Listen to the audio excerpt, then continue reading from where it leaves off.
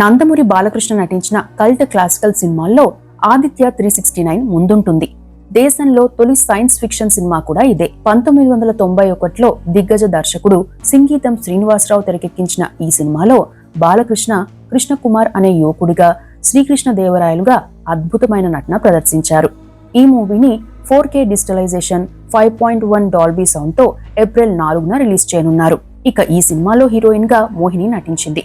అప్పటికి 2 సినిమాల్లోనే నటించిన మోహిని తెలుగులో వచ్చిన ఆదిత్య 369లో తన అద్భుతమైన నటనతో మెప్పించారు.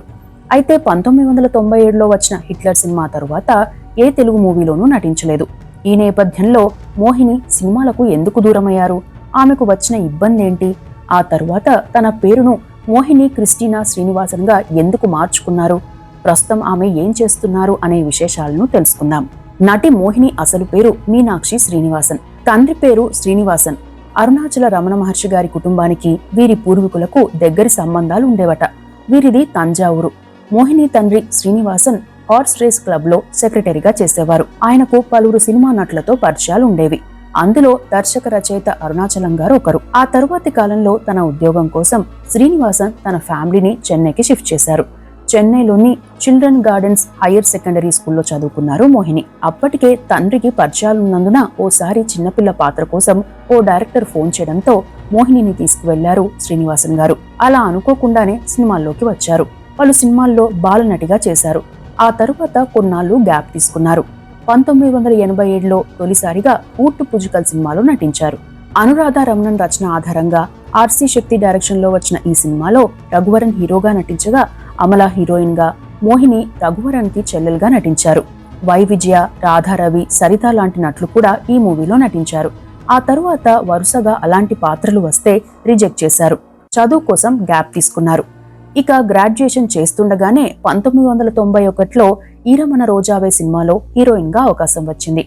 ఈ సినిమాలో శాంతి పాత్రలు నటించారు. శాంతి పాత్ర చుట్టూనే తిరిగే ఈ మూవీని ఒక రకంగా చెప్పాలంటే హీరోయిన్ ఓరియంటెడ్ సినిమా అని అనవచ్చు. టీఆర్ డైరెక్షన్ లో వచ్చిన ఈ సినిమాలో శివసుబ్రహ్మణ్యం హీరోగా నటించగా, శ్రీవిద్య, నాజర్, డిస్కో శాంతి తదితరులు కూడా నటించారు. ఈ సినిమా తమిళనాడులో బాగా ఆడడంతో ఈ మూవీని హిందీలో అభి అభి పేరుతో రిలీజ్ చేశారు. ఈ సినిమాలోనే మీనాక్షి శ్రీనివాసన్ పేరును మోహినిగా మార్చారు సదరు డైరెక్టర్.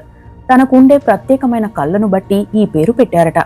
ఆ తర్వాత తెలుగులో బాలకృష్ణ హీరోగా నటిస్తున్న ఆదిత్య 369లో ఛాన్స్ వచ్చింది. వాస్తవానికి ఈ సినిమాలో హీరోయిన్ గా విజయశాంతిని అనుకున్నారు. అయితే అప్పటికే కొన్ని ఇబ్బందులతో పాటు డేట్స్ కుదరకపోవడంతో వేరే హీరోయిన్ ను ఎంపిక చేయాల్సి వచ్చింది. ఈ స్టోరీకి అనుగుణంగా ఉండేలా కొత్త హీరోయిన్ అయితే బాగుంటుందని అనుకున్నారట. ఆ క్రమంలోనే డైరెక్టర్ సింగీతం శ్రీనివాసరావు గారు ఓ రోజు ఎస్పీ బాలు గారితో మాట్లాడుతుంటే పలువురి పేర్లు చర్చకు వచ్చాయి. ఇక అప్పటికే మోహిని తండ్రి శ్రీనివాసన్ గారికి నిర్మాత శివలింక కృష్ణప్రసాద్ గారు పరిచయం ఉండడంతో ఆయన మోహిని పేరు చెప్పారట. అప్పటికి 2 సినిమాల్లోనే నటించిందని, అందులో ఒక సినిమాలో హీరోయిన్ గా చేస్తుందని, ఆ సినిమా రిలీజ్ కావాల్సి ఉందని చెప్పారట. అలా ఆమెను చెన్నై నుండి రప్పించి ఆడిషన్స్ నిర్వహించారు. అయితే డబ్బింగ్ కి ఇబ్బంది అవుతుందని భావించిన కొత్త అమ్మాయి కావడంతో ఎస్పీ శైలజ గారితో డబ్బింగ్ చెప్పిస్తే సరిపోతుందని అనుకున్నారట. ఇక ఆడిషన్ తర్వాత మేకప్ టెస్ట్ జరిగింది. ఆ మూవీలో బాలకృష్ణ గారు శ్రీకృష్ణ దేవరాయలు పాత్రలో నటించిన సీన్లకు హేమ పాత్రలో మోహిని బాగా సరిపోతుందని భావించారట దర్శక నిర్మాతలు. ఈ మూవీకి ప్రెజెంటర్ గా ఎస్పీ బాలు గారు వ్యవహరించారు. తెలుగులోనే కాదు, దేశంలోనే సైన్స్ ఫిక్షన్ గా రూపొందించిన ఫస్ట్ సినిమా ఇదే. 1991 జూలై 18న రిలీజ్ అయిన ఈ సినిమా రికార్డులను క్రియేట్ చేయడంతో పాటు పలు భాషల్లో రీమేక్ అయింది. తమిళంలో అపూర్వ శక్తి 369 పేరుతో, హిందీలో మిషన్ 369 పేరుతో రీమేక్ కాగా, బెంగాలీ, గుజరాతీ, సింహళం, జపనీస్ లోనూ రీమేక్ అయింది. అంతకుముందు హాలీవుడ్ లో వచ్చిన ది టైమ్ మెషిన్ స్ఫూర్తితో ఈ సినిమాను తీశారు. ఇక ఈ మూవీలో ఒక పాత్రకు బాలకృష్ణ గారిని, మరో పాత్రకు కమల్ హాసన్ గారిని అనుకున్నా డేట్స్ అడ్జస్ట్ కాకపోవడంతో 2 పాత్రల్లోనూ బాలకృష్ణ గారే నటించారు. మరో ముఖ్యమైన అంశం ఏంటంటే, ఈ మూవీ తీసే సమయానికి చిరంజీవికి బాలకృష్ణకి మధ్య సినిమా పోటీ నడుస్తోంది. అయితే దేశంలోనే తొలి సైన్స్ ఫిక్షన్ మూవీ కావడంతో చిరంజీవిని ఈ మూవీకి ప్రచారం చేయాలని నిర్మాత శివలింక కృష్ణప్రసాద్ గారు కోరడంతో ఆయన దూరదర్శన్లో ఈ సినిమాకు సంబంధించి ఓ ప్రోగ్రాం కూడా చేశారు. అప్పుడే చిరంజీవి గారితో మోహినికి పరిచయం ఏర్పడింది కూడా. ఇక ఈ మూవీ సూపర్ హిట్ అయింది. తాను హీరోయిన్ గా నటించిన తొలి సినిమాతోనే తెలుగు ప్రేక్షకులను ఆకట్టుకున్నారు మోహిని. ఆ తరువాత వరుసగా పలు సినిమాల్లో అవకాశాలు వచ్చాయి. డాన్సర్ సినిమాతో అక్షయ్ కుమార్ కి జంటగా నటించి హిందీలో ఎంట్రీ ఇచ్చారు. తమిళంలో నాదోడి పట్టుకరణ్ సినిమాతో మరింత గుర్తింపు తెచ్చుకున్నారు. కన్నడలో కళ్యాణ మంటప సినిమాతో, మలయాళంలో నాడోడి సినిమాతో ఎంట్రీ ఇచ్చారు. అలా 1992లోనే తెలుగు, తమిళం, మలయాళం, కన్నడ, హిందీ భాషల్లో 10కి పైగా సినిమాల్లో చేశారు. ఇక తెలుగులో 1992లో వంశీ డైరెక్షన్ లో మోహన్ బాబు హీరోగా వచ్చిన డిటెక్టివ్ నారదలో శారద పాత్రలో నటించారు మోహిని. ఆ తర్వాత వరుసగా పలు భాషల్లో సినిమాల్లో ఛాన్సులు వచ్చినా తమిళ సినిమాలకు ప్రాధాన్యమిచ్చారు. డేట్స్ కుదరకపోవడంతో తెలుగు సినిమాలో నటించలేదు. ఇక 1997లో కోడి రామకృష్ణ డైరెక్షన్ లో రాజేంద్ర ప్రసాద్ హీరోగా వచ్చిన మామ బాగున్నావా సినిమాలో రంభ, భానుప్రియతో కలిసి నటించారు. అదే ఏడాది చిరంజీవి, రంభ నటించిన సూపర్ హిట్ సినిమా హిట్లర్ లో అమ్ము పాత్రలో నటించారు మోహిని. అప్పటికే చిరంజీవి గారితో హీరోయిన్ గా నటించే అవకాశం వచ్చినా డేట్స్ అడ్జస్ట్ కాకపోవడంతో కుదరలేదు. ఇక హిట్లర్ సినిమా గురించి తెలుసుకున్న మోహిని ఆ మూవీ డైరెక్టర్ అయిన ముత్యాల సుబ్బయ్య గారితో మాట్లాడి అడిగి మరీ ఆ సినిమాలో చేస్తానని ఒప్పించారట. ఆ సినిమాలో చిరంజీవి సిస్టర్లలో ఒకరిగా నటించారు మోహిని. ఆ మూవీ తర్వాత తెలుగు సినిమాల్లో నటించలేదు. ఇక 1999లో పెళ్లయ్యాక ఆమెకు సినిమాలు తగ్గాయి. 2004 నుండి 2008 వరకు ఒక్క సినిమాలోనే నటించారు.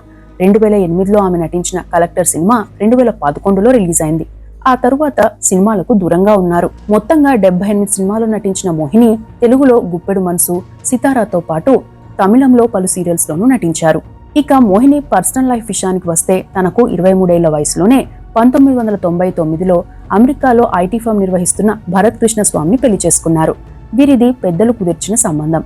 వీరికి 2 అబ్బాయిలు. పేరు అనిరుద్, అద్వైత్. అయితే మొదటి కాన్పు తర్వాత మోహినికి ఆరోగ్య సమస్యలు తలెత్తాయి.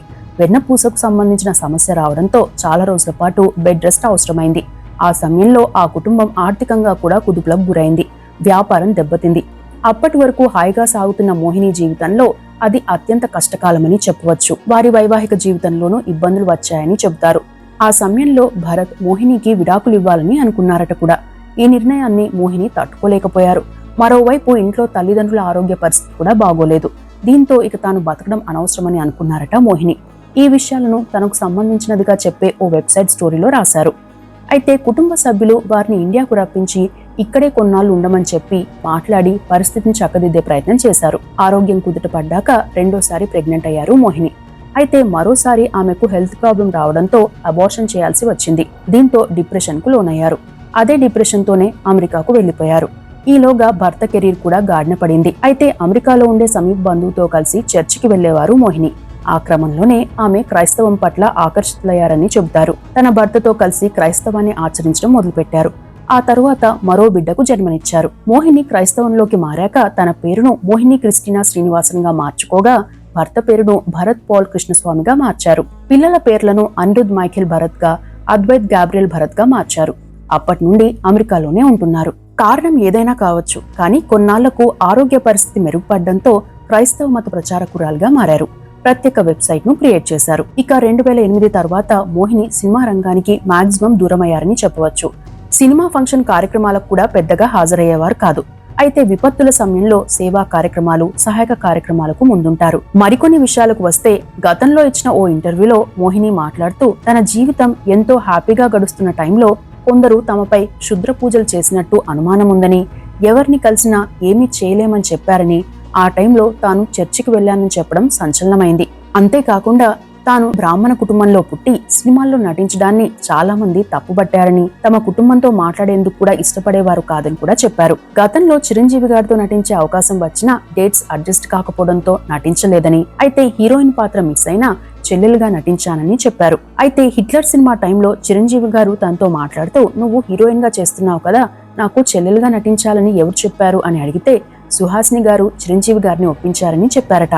మొత్తం మీద తెలుగులో తక్కువ సినిమాల్లోనే నటించిన మోహిని తనకంటూ ప్రత్యేక గుర్తింపు తెచ్చుకున్నారు. తనకు మంచి పాత్రలు వస్తే తప్పకుండా నటిస్తానని గతంలో ఓ ఇంటర్వ్యూలో చెప్పారు.